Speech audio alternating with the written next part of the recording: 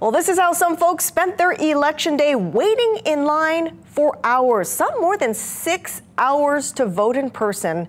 This is what it looked like at the Kapolei Voter Service Center, one of only two on Oahu yesterday, handling thousands of voters on election day.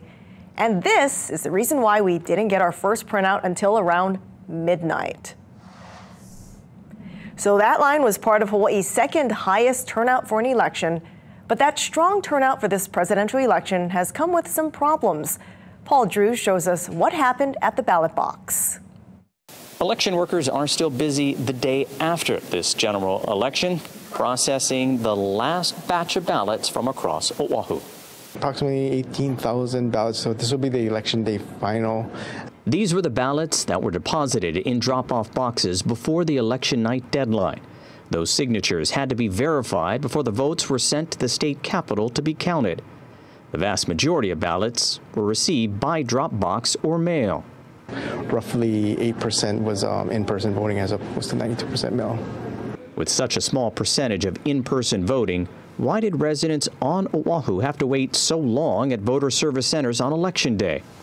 It's 5 hours. 5 hours. We came was daylight. We left was nighttime. Past my dinner time. It's so frustrating. On Oahu, 8,000 voters cast their ballots in person on Election Day.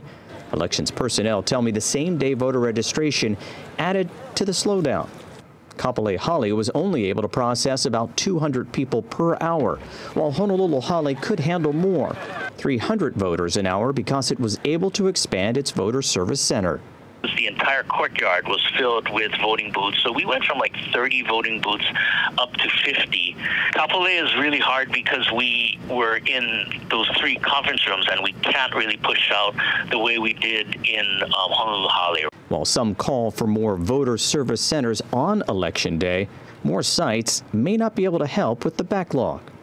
So there's no way of balancing who votes at a voter service center. So you could have 20 of them, but if one of them is more popular, it's still going to hold up the results. Which is why voters have been encouraged to mail in their ballots or cast them early before Election Day. But that bothers some Hawaii voters who instead want to cast their ballots in person on Election Day. What they're trying to do is squeeze out in-person voting altogether. They don't want that. State and county officials will now have to decide what or if any changes will be made for Hawaii voters before the next expected big election, the presidential election of 2028. Paul Drews, Island News.